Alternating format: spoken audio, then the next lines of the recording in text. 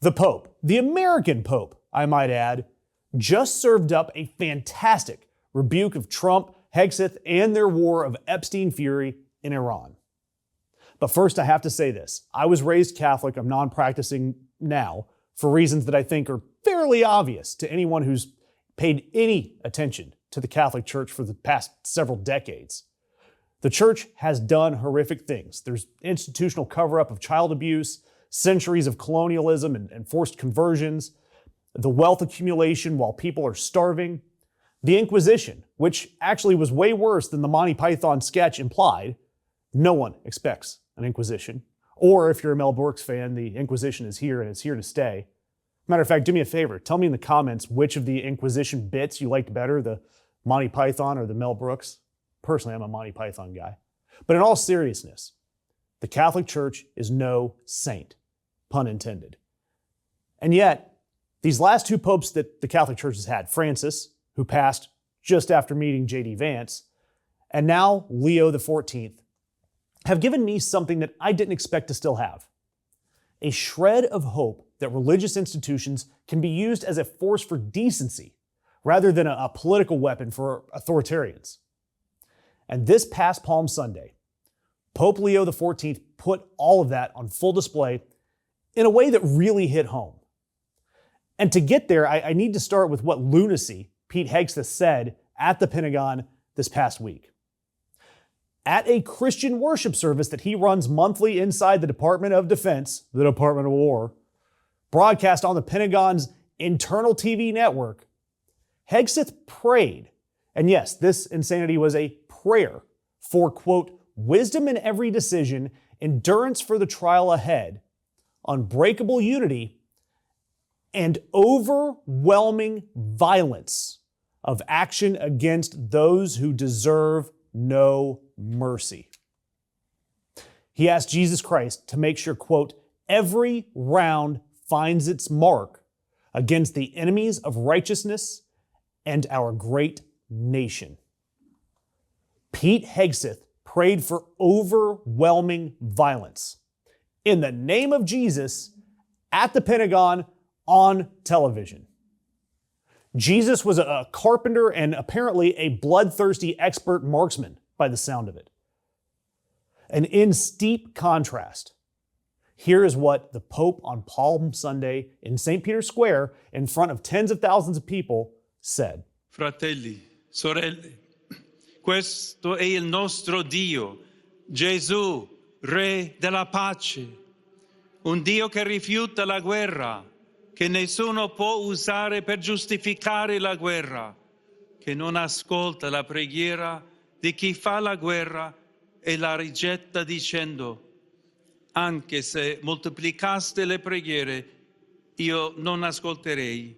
Le vostre mani grondano sangue. He does not listen to the prayers of those who wage war, but rejects them. The Pope went on Palm Sunday on international television and told Donald Trump and Pete Hegseth specifically that his prayers, their prayers, are being rejected. Why? Because they're not prayers. They're not actually prayers.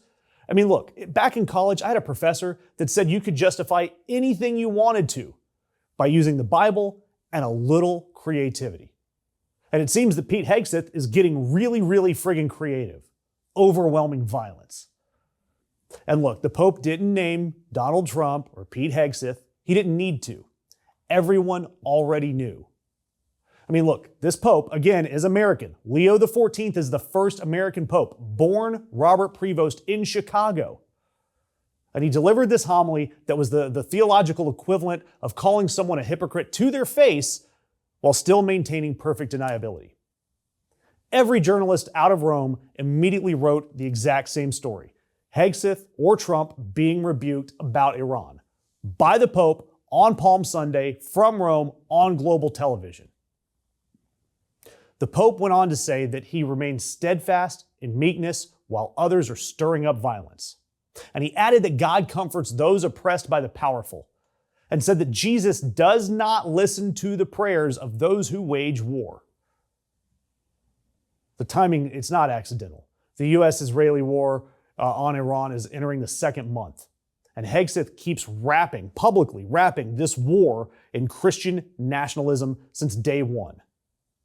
And the leader of 1.3 billion Catholics, an American, raised in the same country as Hegseth, subject to the same culture and the same history, stood up in the Vatican and said, that's not what faith teaches us. That's not our God. Stop using Jesus to justify killing people. And in case you haven't watched the other videos that we've done on Pete Hegseth, and they're linked all over our descriptions, you need to know what Pete Hegseth believes because it connects directly to this. We've talked about how Hegseth's spiritual mentor, the man he calls his mentor, attends his church, he sends his kids to this guy's schools, and invited this man to preach at the Pentagon is Doug Wilson, a Christian nationalist pastor from Idaho that believes women shouldn't be allowed to vote, that enslaved people in the antebellum South had an affectionate relationship with their owners, and that homosexuality should be recriminalized. Oh yeah, and by the way, the United States should become a Christian theocracy governed by Old Testament law. This is the theology that is currently running the Department of Defense. In contrast, the Pope, a man who's dedicated his life to the institutional church, which again has its own catastrophic history, looked at Pete Hegseth's theology and said, no, that is not Jesus. Jesus rejects your war. He rejects your prayers.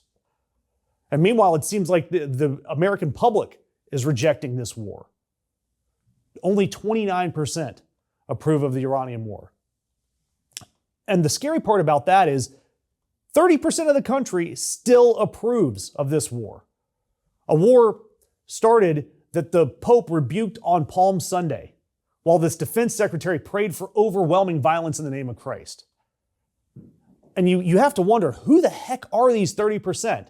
And I know that's rhetorical. I mean, we all know it's people like our racist Uncle Chip. But they exist. And the fact that they still exist is troubling.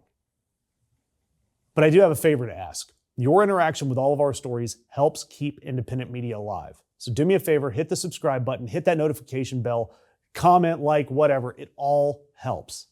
We appreciate you more than you know.